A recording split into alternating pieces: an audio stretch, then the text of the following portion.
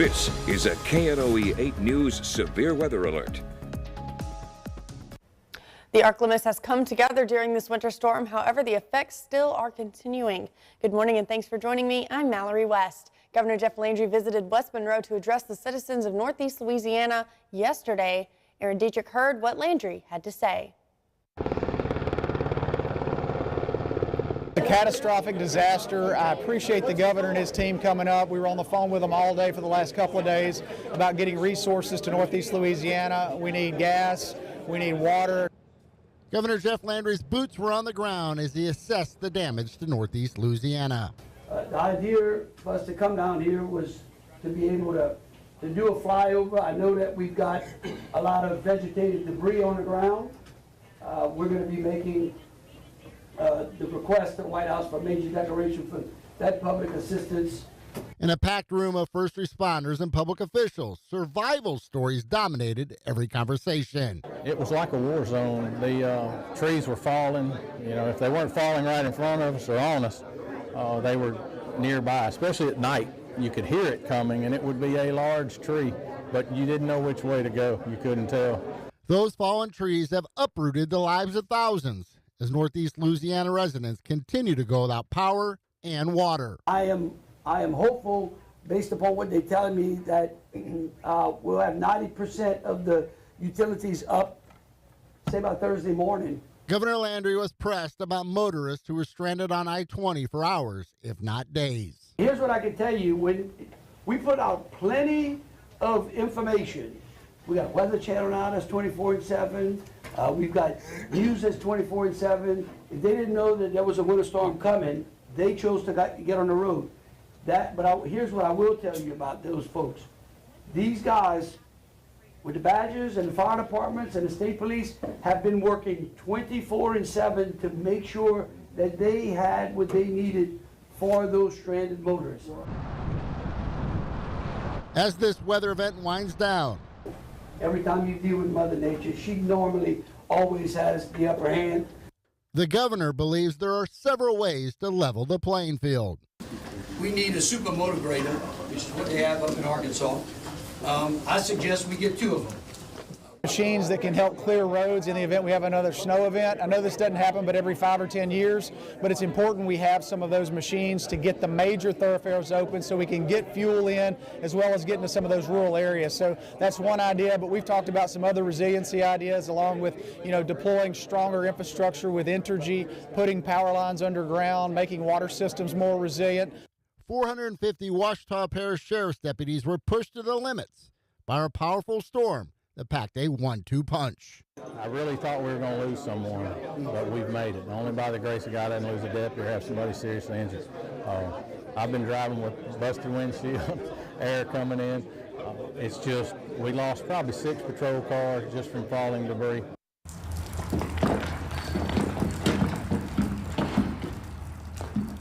From above and below, there are still major concerns with this winter storm. One is those that we don't know about. There was a lot of falling debris, a lot of structural failures that we don't know about. So if you haven't heard from someone, let us know. If you can't check on them, let us know, we'll check on them. Caution everyone who gets out on the road to proceed with caution. As this ice melts and the roadways seem clear, we get the daredevils that show up in the evening, and as it starts to get dark, the black ice is now a problem, and people are driving too fast, so we're dealing with that. The cleanup process is expected to be lengthy and expensive. Landry says residents need to roll up their sleeves to make sure their neighborhoods will be beautiful again. Those dollars never did exist. I know a lot about that because we get a lot of hurricanes on the southern coast and a lot of downed trees. The way if the debris pickup works is that you've got to get that to the roadway. And that's just, that's where people from Louisiana can help each other out. Before taking his second aerial tour of Northeast Louisiana, Governor Landry offered this advice.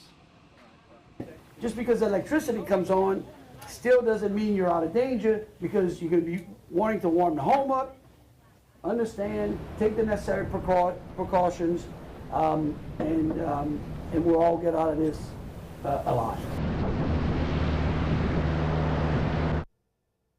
Well, traffic on I-20 is moving again slowly after days of winter weather left hundreds of drivers stranded in freezing conditions. Trooper Ryan Davis with the Louisiana State Police said yesterday that I-20 is now flowing a little better after crews worked through a massive backlog of stalled vehicles caused by ice, black ice, and disabled 18-wheelers. The update comes after drivers reported being stuck for hours and in some cases days along long stretches of I-20 between Minden and Lincoln Parish in the Monroe and West Monroe area. And the melting process slowly continues with the sun out and temperatures now rising above freezing, but officials are still warning to exercise caution on the roadways. West Monroe Mayor Stacy Mitchell says that despite that many people already returning to the roadways, there is still some ice and the city is working with DOTD crews to help clear those roads. Public Works crews as well as some of our building development crews have been out clearing trees when it's safe, trees and limbs that do not have power lines and stuff in them out of the public right-of-ways just to try to get the streets as clear as possible. And they've been working nonstop since all of this started Saturday. Christopher Kelly with the West Monroe West Washita Chamber of Commerce says they are making a list of resources business owners can use for storm recovery.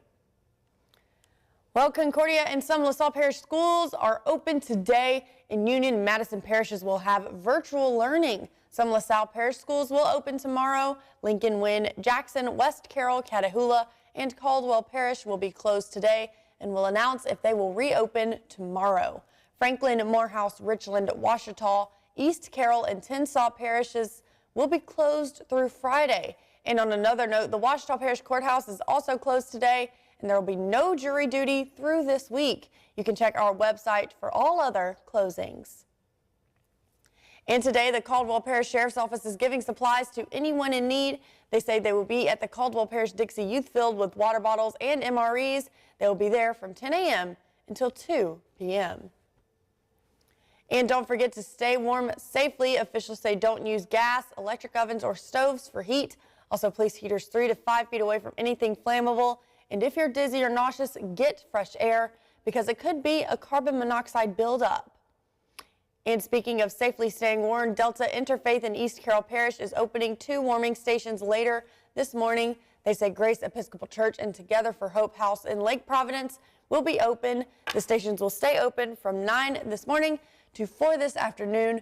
They will have snacks and you can charge your phone there. For a full list of warming stations, be sure to visit our website, KNOE.com. There are several open across the ArkLaMiss, so if that's something you need, that is something that a lot of places have to offer. And again, you can check that out on our website, KNOE.com. And of course, those warming stations are open because of the power outages that we're seeing across the ArkLaMiss. There are quite a few, but Entergy crews are working very hard to get some of this cleared. If we zoom in here to the Twin Cities, you can kind of see there's a lot more green popping up than what there was yesterday or the day before. So you can tell that these Entergy crews are working diligently to get some of these power outages fixed. But if we zoom out and look at the entirety of the ArkLaMiss, you can see there are still a lot of power outages, especially in the Calhoun and Shinney area, Claiborne area, and even in Monroe and West Monroe. There are still some pretty big chunks of people still without power. And up in Sterlington, they're looking pretty good, but there are still some red spots.